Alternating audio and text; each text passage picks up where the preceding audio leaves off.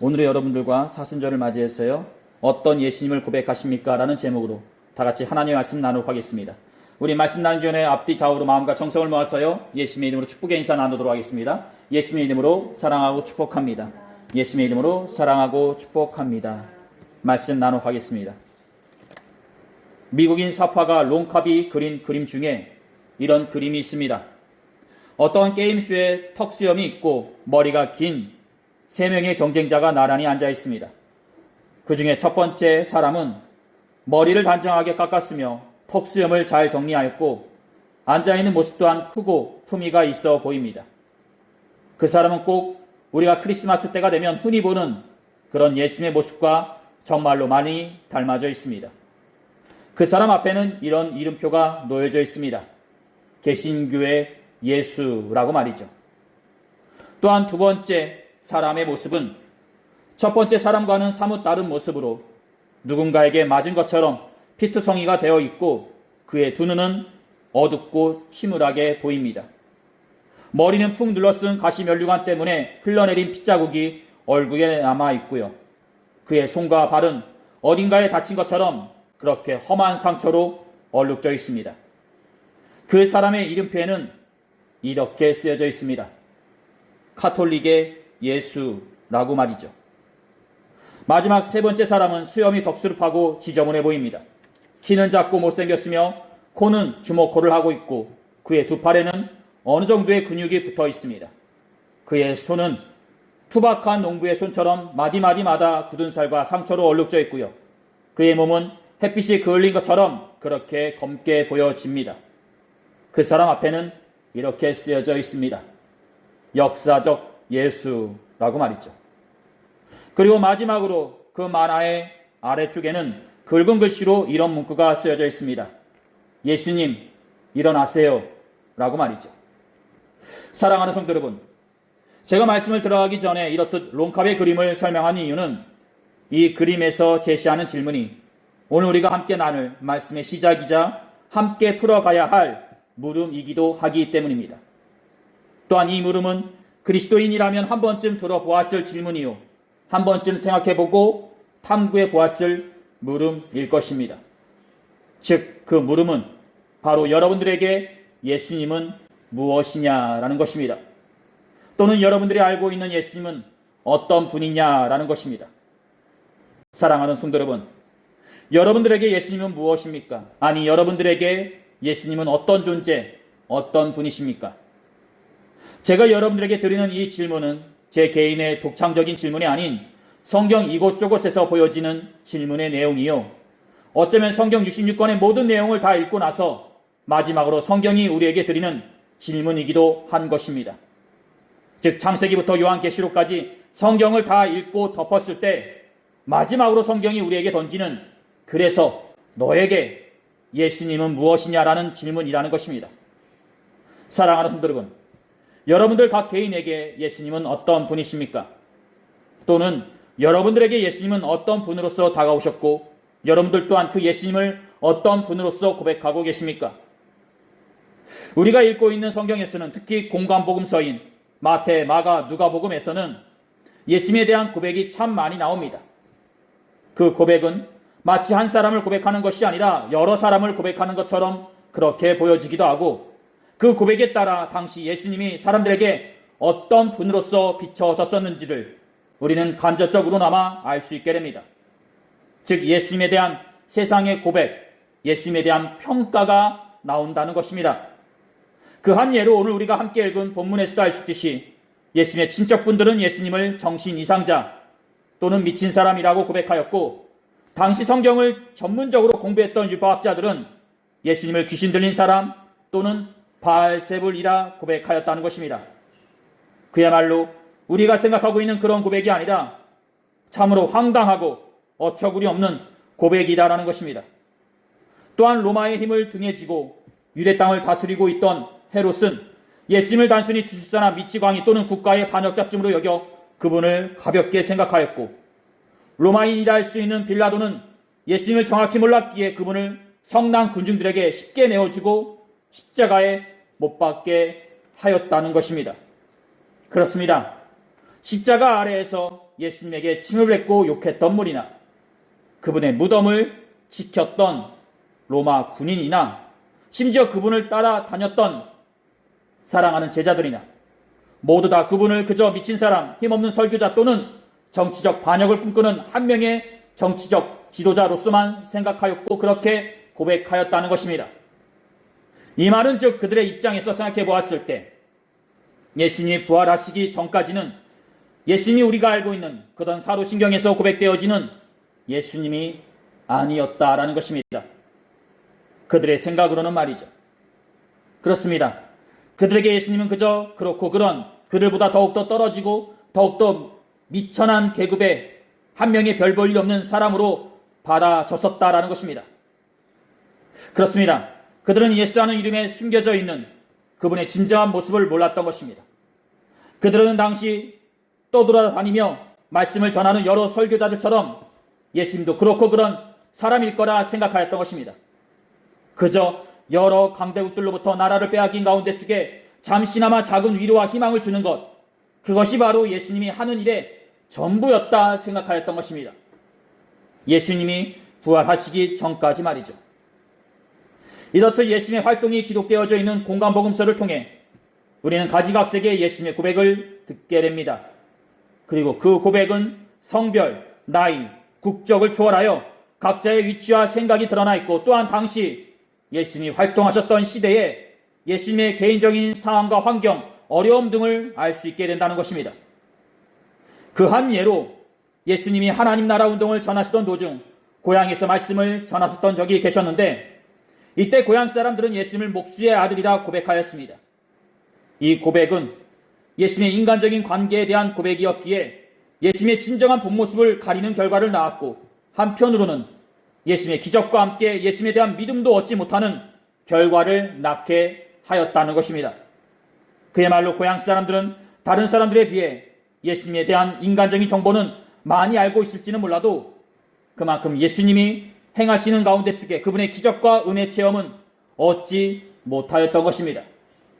사랑하는 성도 여러분, 이렇듯 성경에 있는 많은 사람들이 예수님을 고백하였던 것처럼 그 고백들 중에 어떤 고백은 예수님의 인간적인 관계에 대한 고백이 있고 어떤 고백은 증거하는 자가 가지고 있는 생각과 목적을 가지고 전하는 고백이 있고 어떤 고백은 예수님의 기적과 은혜 체험을 하고 나서 전하는 고백이 있습니다.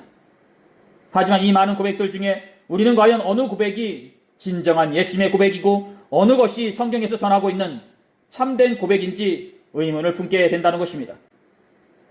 사랑하는 성도 여러분, 과연 예수님은 어떤 분일까 싶습니다. 그리고 우리는 어떤 분으로서 예수님을 고백해야 할까 싶습니다. 아마 우리가 알고 있는 성경 인물들 중에 예수님에 대해 바로 알고 고백한 사람을 뽑자 하면 우리는 누구나 시몬 베드로를 뽑을 것입니다. 마태복음 16장 16절에 시몬 베드로의 고백입니다. 선생님은 살아계신 하나님의 아들이십니다. 이 고백 때문인지 몰라도 사람들이 베드로를 참 좋아라 하십니다. 그리고 이 고백 때문에 베드로는 죽어서도 초대 교황까지 하게 됩니다.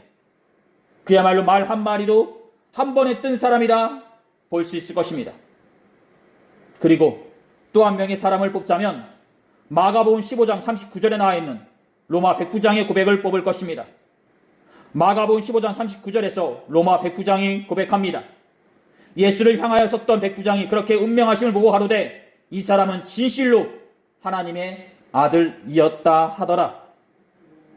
그리고 이외에 나사로를 살리시기 전에 그의 두 동생이었던 마르다와 마리아의 고백이 있고 세례 요한과 나다나엘의 고백도 있지만 오늘은 이 많은 고백들 중에 대표적으로 고백되어지는 베드로와 로마 백부장의 고백을 가지고 오늘의 말씀을 나눠보도록 하겠습니다. 그렇습니다. 나사로를 살리시기 전에 마르다가 주님께서는 그리스도시며 세상에 오시기로 한 하나님의 아들이심을 믿습니다 라고 고백하였던 것처럼 본문의 베드로나 로마 백부장의 고백이나 다 문자적으로 보았을 때는 예수님을 영적으로 보고 고백하는 것처럼 보여진다는 것입니다. 즉 둘 다 틀리거나 다른 것 없이 예수님의 가족들이나 율법학자들의 고백들처럼 그렇게 어처구니 없거나 황당한 고백이 아닌 진정한 정확한 고백처럼 보여진다는 것입니다. 그들은 각자의 상황과 환경에서 예수님을 고백하였고 그 고백은 2000년의 시간이 흐른 지금 매 예배 때마다 우리들에게 전하여지고 있고 또한 신앙적으로 선포되어지고 있습니다. 그들은 각자의 상황과 환경에서 예수님을 고백하였고 그 고백은 한치의 흔들림이나 어긋남 없는 고백처럼 보여집니다. 하지만 여기에서 우리는 한 가지 의문을 품게 되는데 시몬 베드로가 예수님을 하나님의 아들인 것을 알고 있으면서 고백까지 하였다면 왜 예수님이 끌려갔을 때 그분을 3번이나 모른다고 부인을 하였고 그분이 죽으셨을 때에 왜 사람들의 눈을 피해 숨어 있었냐라는 것입니다. 그리고 중요한 것은 예수님과의 마지막 만찬 때 예수님께서 앞으로 당신에게 닥쳐질 일들에 대해서 말씀하셨을 때 베드로 또한 그 자리에 있었고 예수님의 십자가 사건과 부활에 대해서 들었을 텐데 왜 베드로는 그 말씀을 들었으면서도 예수님이 부활하셨을 때 이에 대해 믿지 않았냐는 것입니다. 즉 예수님은 하나님의 아들이십니다 라고 고백까지 하고 카톨릭의 초대 교황까지 한 사람이 마지막 순간에는 왜 예수님을 외면하고 나아가 그분의 부활까지 왜 믿지 않았냐는 것입니다. 예수님께서 제자들에게 말씀하셨습니다. 오늘 밤 너희는 모두 나를 버릴 것이다. 성경에 이렇게 쓰여 있다. 내가 목자를 칠 것이니 양이 흩어질 것이다. 그러나 내가 살아난 뒤에 너희보다 먼저 갈릴리로 갈 것이다. 베드로가 말했습니다. 아주 강력하게 말했죠. 다른 모든 제자들이 주님을 버릴지라도 저는 결코 주님을 버리지 않겠습니다. 그런데 그렇게 다짐했던 베드로의 고백도 얼마 가지 않아 2명의 여자와 한 무리의 사람들 앞에서 3번이나 부인하게 되고 십자가 사건이 있은 뒤에는 사람들의 눈을 피해 숨어있게 된다는 것입니다. 그야말로 그 누구보다 예수님에 대해서 정확히 알고 있다 생각했던 베드로가 예수님을 정말로 알고 있었냐라는 의문을 품게 된다는 것입니다. 아니면 정말로 예수님의 본 모습은 알고 있었지만 그것은 별도의 일이고 생명의 위협을 느끼자 잠시 동안 그 믿음을 팔아버렸냐는 것입니다. 즉 예수님이 하나님의 아들이며 이 우주의 모든 것들을 창조하시고 관리하시는 분인 것을 알고 있지만 이와는 별개로 내가 죽게 되었을 때는 내 생명이 더 소중하냐는 것입니다. 그분이 죽은 사람도 살릴 수 있는 생명과 죽음을 관리하시는 분인 것을 알고 있습니다. 그리고 만약에 죽게 되었을 때는 죽음 후의 일까지도 관리하시는 분인 것을 알고 있습니다. 그런데 그보다 더 중요한 것은 만약 지금 죽게 되었다면 그 죽음 앞에 떨리냐는 것입니다. 베드로가 예수님이 하나님의 아들로서 가지고 계신 그 권세와 능력보다 자신의 죽음이 더 두려웠냐는 것입니다. 아니면 죽음의 두려움보다 예수님을 하나님의 아들로서 바로 알고 있었냐라는 것입니다. 베드로가 죽음이 두려웠다면 차후에 예수님을 증거하지 않았을 것입니다. 왜냐하면 그 시대 때만 해도 예수님을 전한다는 것 자체가 죽음과 결부되어 있었기 때문이었습니다. 그렇다면 그가 예수님을 바로 알고 있었냐라는 것입니다. 즉 베드로가 고백한 주는 그리스도시요 살아계신 하나님의 아들이십니다라는 이 고백이 정말로 예수님을 정확히 알고 있는 상태에서 고백한 내용이냐라는 것입니다. 사랑하는 성도 여러분, 그의 고백이 정말로 맞는 것일까 싶습니다. 그렇습니다. 베드로의 고백 다음에 우리는 이방인인 로마 백부장이 십자가 아래에서 예수님을 고백하는 또 다른 모습을 보게 됩니다. 그러자 예수께서 큰 소리를 지르시고 마지막 숨을 거두셨습니다. 그때 성전에 있던 휘장이 꼭대기에서 바닥까지 두 쪽으로 갈라졌습니다. 예수님 바로 앞에 서 있던 백부장이 예수님께서 마지막 숨을 거두시는 것을 보고 말했습니다. 이분은 진실로 하나님의 아들이었다. 나아가 성경에서는 기록되어져 있지는 않지만 전승에 따르기를 이 백부장은 그때부터 신앙을 가지게 되었고 차후 복음을 전하다가 갑바도기아에서 순교를 하게 되었다고 합니다. 그렇습니다. 무엇이 그를 순교의 자리에 서게 하였을까 싶습니다. 백부장이라 하면 100명 정도 되는 군인들을 주의할 수 있는 권세가 있습니다. 즉 낮은 계급에 있는 사람이 아니라는 것입니다. 박스 로마라는 말이 있듯이 로마가 모든 나라들을 다스리고 통치하는 가운데 군인으로서 있었던 사람이었다라는 것입니다. 그야말로 세상적으로 보았을 때 물질과 명예까지 얻을 수 있는 그런 자리에 서 있었던 사람이었다라는 것입니다. 그런데 뭐가 아쉬워서 예수님을 믿고 순교를 하게 되었냐는 것입니다. 그에게 예수님이 대체 무엇이었기에 이렇게까지 하게 되었냐는 것입니다. 사랑하는 성도 여러분, 예수님의 제자인 베드로나 로마 백부장이나 둘 다 똑같이 예수님을 하나님의 아들로서 고백하였습니다. 그런데 중요한 것은 같은 고백을 하였어도 그 고백 뒤에 이 둘이 보여준 행보를 보게 된다면 가히 같은 모습이 아닌 서로 다른 모습, 그것도 확실히 다른 두 가지의 모습을 보여주게 된다는 것입니다. 한 명은 예수님을 부인하였고 한 명은 예수님을 증거하다 순교를 하였습니다. 물론 처음에 부인하였던 베드로도 부활의 사건을 경험하고 나서는 다시 태어난 사람처럼 변화되어 예수님을 전하다가 순교를 하였습니다. 하지만 부활의 사건 전에 그의 모습은 예수님을 하나님의 아들로서 고백하고 나서 얼마 가지 않아 그분을 모른다고 부인을 하였다는 것입니다. 즉 중요한 것은 베드로나 로마 백부장이나 같은 단어와 문장을 가지고 예수님을 고백하였어도 그 단어 안에 숨겨져 있는 뜻과 의도는 각자가 달랐다는 것입니다. 사랑하는 성도 여러분, 그렇습니다. 베드로나 로마 백부장이나 둘 다 똑같이 예수님을 고백하였어도 엄밀히 따지자면 그 고백은 각자가 달랐다는 것입니다. 즉 한 명은 십자가를 몰랐고 한 명은 십자가 밑에서 그분을 바라보고 고백하였다는 것입니다. 즉 둘 다 똑같이 예수님을 보고 있었어도 진정 보아야 할 것을 보지 못하고 각자가 보고 있는 것을 보았다라는 것입니다. 더 쉽게 얘기하자면 베드로의 고백에는 예수님의 십자가가 없었다라는 것입니다. 베드로, 그는 예수님의 제자로서 예수님이 행하시는 그 기적의 현장 가운데 항상 있었던 사람이었습니다. 남들은 소문으로만 들어야 했던 그 놀라운 기적의 현장을 그는 생생하게 체험할 수 있었고 하루에도 수없이 많은 은혜의 말씀을 그는 들을 수 있었습니다.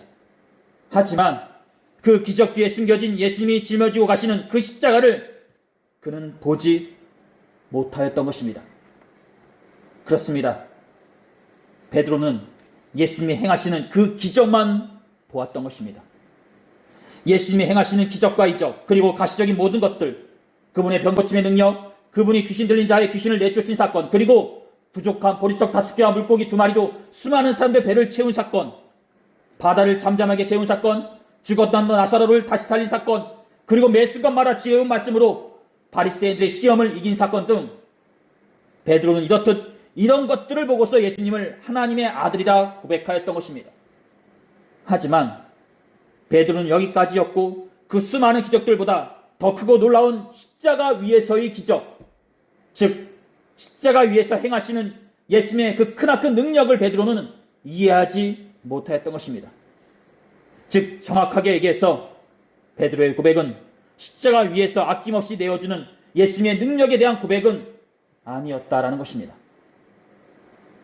베드로는 죽은 사람을 살리고 바다를 잠잠케 하고 귀신을 내쫓는 예수님의 그런 능력보다 더 위대하고 더 큰 능력, 바로 십자가 위에서 아낌없이 내어주는 사랑의 능력을 이해할 수 없었던 것입니다. 그는 십자가 위에서 가장 초라하고 가장 볼품없었던 예수님을 바라보면서 당신은 우리를 위해 고난을 받으시는 하나님의 아들이십니다 라고 말할 수 없었습니다. 왜냐하면 베드로에게 하나님의 아들은 축복과 영광으로만 쌓여진 복된 분이었기 때문이었습니다.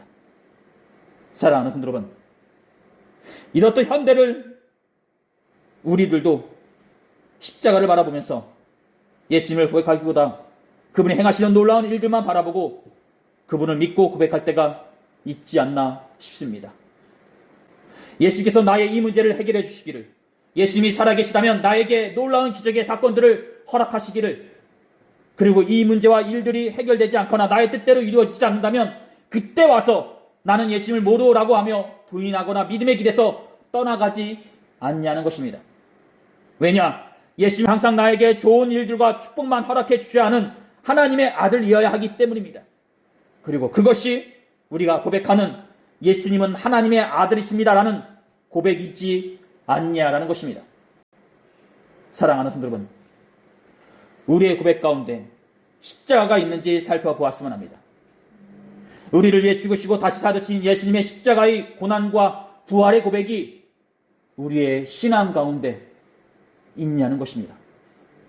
그분의 가장 초라하고 볼품없었던 십자가를 바라보면서 나를 구원하신 예수님, 주님은 하나님의 아들이십니다라는 고백이 우리에게 내 안에 있냐는 것입니다. 오늘 말씀을 나누고 있는 베드로와는 달리 로마 백부장은 십자가 아래에서 예수님을 바라보며 고백합니다. 그리고 그 고백은 어쩌면 백부장 개인의 고백이 아닌 복음서에서 말하고 있는 고백이 아닌가 싶습니다. 예수님, 바로 앞에 서 있던 백부장이 예수님께서 마지막 숨을 거두시는 것을 보고 말했습니다. 이분이 진실로 하나님의 아들이었다. 사랑하는 성도 여러분, 귀신을 내쫓고 보리떡 5개와 물고기 2마리로 수많은 사람들의 배를 채우고 한 번의 호통으로 바다를 잠잠케 하고 지혜로운 말씀으로 위로와 평안을 허락해주는 베드로의 고백도 예수님의 모습이 맞습니다. 하지만 그것은 일부분이고, 진정으로 우리가 예수님을 믿고 고백하길 원한다면 십자가 위에서, 바로 그 십자가 위에서 아낌없이 내어주시는 그 예수님을 바라보면서 예수님을 고백해야 하는 것입니다. 즉 우리는 십자가 없이 부활의 영광도 없다는 것을 알아야 한다는 것입니다. 만약 우리가 부활의 영광만 바라보고 축복만 바라보고 있다면 그것은 우리가 예수님을 바라보고 있는 것이 아닌 것입니다. 우리가 예수님을 믿는 것이 우리의 삶의 유익과 욕심을 채우는 분으로서 예수님을 믿고 있다면 그것은 우리가 예수님을 잘못 믿고 있는 것입니다. 우리가 예수님 안에 숨겨진 그분의 참된 모습을 모르고 그분에게서 보리떡 5개와 물고기 2마리의 배불리만 찾고 있다면 그것은 우리가 2000년 전 예수님에게 돌을 던지고 침을 뱉었던 그 무리들과 별반 다를 게 없는 사람들인 것입니다. 사랑하는 분들 여러분, 여러분들은 예수님을 어떤 분으로서 생각하고 계십니까? 그리고 여러분들의 예수님은 어떤 분이십니까? 예수님을 어떤 의미에서 예수님은 하나님의 아들이십니다라고 고백하고 계십니까? 오늘부터 예수님의 사랑과 희생을 돌아보게 되는 사순절 기간입니다. 사순절 기간 동안 여러분 각개인에게 다가온 예수님을 생각해 보시기 바랍니다. 그리고 그 예수님에게, 즉 나의 예수님에게 십자가가 있는지 생각해 보았으면 합니다. 그리고 만약 이 자리에 예수님과의 관계가 멀어진 분이 계시다면 사순절 기간 동안 다시 한번 우리를 위해 십자가 위에서 아낌없이 내어주신 그 예수님을 바라보면서 다시 한번 그분과의 관계를 회복해 보시기를 소원합니다. 사랑하는 성도 여러분, 제가 개인적으로 좋아하는 찬양 가사 중에 이런 찬양 가사가 있습니다. 모든 능력과 모든 권세, 모든 것 위에 뛰어나신 주님, 세상이 중량할 수 없는 지혜로 모든 만물 창조하셨네. 바로 젊은 친구들이 즐겨 부르는 복음 성가 중에 모든 능력과 모든 권세라는 찬양입니다. 그리고 그 복음 성가를 즐겨 부르시는 분이시라면 한 번쯤은 다 불러보시고 들었을 그런 찬양일 것입니다. 그런데 중요한 것은요, 이 찬양 후반부에 이런 가사가 있습니다. 십자가 고통당하사 버림받고 외면당하셨네. 짓밟힌 장미꽃처럼 나를 위해 죽으셨네. 나의 주. 한 번은 이 찬양을 부르셨던 스카플라노 목사님께서 이 찬양을 부르시다가 모였던 사람들에게 이런 말씀을 하시는 것이었습니다. 여러분은 장미꽃이 언제 그 향기가 진한지 아십니까? 라고 말이죠. 여러분은 아름다운 그 장미가 언제 진할 거라 생각하십니까? 장미의 향기가 가장 진할 때는 아름다운 그 장미꽃이 무참히 짓밟히고 장미의 형상조차 알아볼 수 없을 정도로 그렇게 갈기갈기 찢기고 뭉개졌을 때 그 향기가 가장 진하다고 합니다. 예수님도 이와 마찬가지로 능력자시고 뛰어난 지혜자로서 사람들에게 이스라엘의 왕이요 이 땅을 구원할 메시아로서 칭송을 받았지만 그분이 가장 큰 기적과 이적, 메시아로서 확실한 증거를 보여준 사건은 바로 십자가 위에서 무참히 짓밟히시면서 행하신 그 십자가의 사건 때인 것입니다. 라고 말이죠. 그렇습니다. 이렇듯 찬양의 가사 속에 숨겨진 스가플라노 목사님의 말씀처럼 예수님께서 우리에게 보여주신 가장 큰 능력과 기적의 사건은요, 바로 십자가 위에서 당신을 아낌없이 내어주신 그 십자가의 사건 때인 것입니다.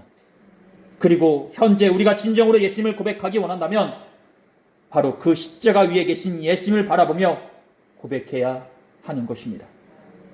사랑하는 여러분, 여러분들은 예수님을 어떤 분으로서 고백하고 계십니까? 만약 여러분들이 예수님을 진정으로 알고 싶으시다면, 그리고 여러분들을 향한 예수님의 마음과 그 뜻이 무엇인지 알고 싶으시다면 십자가를 바라보시기 바랍니다. 십자가 안에 숨겨진 그분의 사랑을 바라보시기 바라고, 십자가 위에서 다 이루었다라고 고백했던 그분의 사역과 그분의 그 사랑을 바라보시기 바랍니다. 2000년 전 33살의 젊은 청년이 이 자리에 앉아있는 여러분 한 분 한 분을 너무나 사랑해가지고 행하셨던 그 십자가의 사랑을 보시기 바랍니다. 십자가 위에 계신 예수님을 바라보는 순간 사랑을 알게 될 것이요, 사랑을 아는 순간 예수님을 보게 될 것입니다. 그리고 그 예수님과 함께 할 때 여러분들이 누구인지, 내가 진정 누구인지 알게 될 것입니다. 다시 한번 여러분들에게 질문을 드리겠습니다. 여러분들에게 예수님은 어떤 분이십니까? 여러분들은 예수님을 어떤 하나님의 아들로서 고백하고 계십니까? 2000년 전 33살의 젊은 청년은 치욕적이고 고통스러운 그 십자가 위에서 자신의 가장 큰 기적과 이적을 행하였습니다. 그리고 지금 현재 전 세계 많은 사람들이 그 십자가 아래에서 예수님을 고백하고 있습니다. 우리가 받은 가장 큰 은혜는 십자가밖에 없습니다. 이는 우리가 어떤 상황이나 조건 속에서 감사함을 느끼고 축복과 은혜를 받았다라는 얘기가 아니라 십자가 하나만으로 우리는 이미 넘치는 감사와 은혜를 받았다라는 얘기인 것입니다. 사랑하는 여러분, 십자가에 숨겨진 예수님의 사역을 바라보시기 바라고, 그 십자가에 숨겨진 그분의 마음을 보시기 바랍니다. 단순히 보리떡 5개와 물고기 2마리의 기적만 보시고 예수님을 하나님의 아들이라고 고백하지 마시고, 그분이 아낌없이 행하셨던 그 십자가의 능력을 보시고 고백하시기 바랍니다. 마지막으로 정호승 씨의 시 한 편으로 오늘의 말씀을 마치도록 하겠습니다. 사랑하다가 죽어 버려다. 정호승. 사람들은 사랑을 모른다. 자기 마음대로 사랑하고 사랑한다고 말을 한다. 너는 어찌 되든지 나만 사랑하고 사랑한다고 말을 한다. 너는 무엇이 되고 싶은지 물어보지도 않는다. 그저 내가 원하는 것만, 내 마음대로 내가 되는 것을 사랑이라고 말한다. 사랑하다가 죽어야 하는데 너를 사랑하기 위해 내가 죽어야 하는 것이 사랑인 것을 알지 못한다. 나를 살리는 것은 사랑이 아닌 것을 알지 못한다. 너를 살리는 것이 사랑인 것을 알지 못한다. 그러므로 사랑하다가 죽어버려라.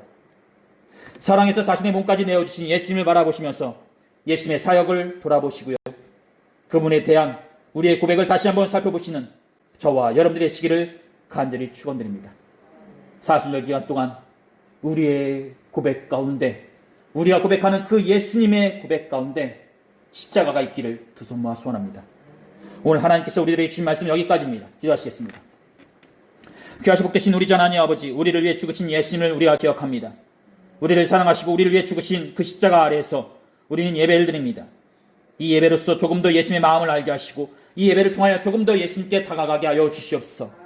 우리가 2000년 전 어리석은 유대인들이 되지 않게 하시고 깨어서 기도함으로써 우리를 위해 죽으신 예수님을 고백하는 자들로서 있게 하여 주시옵소서.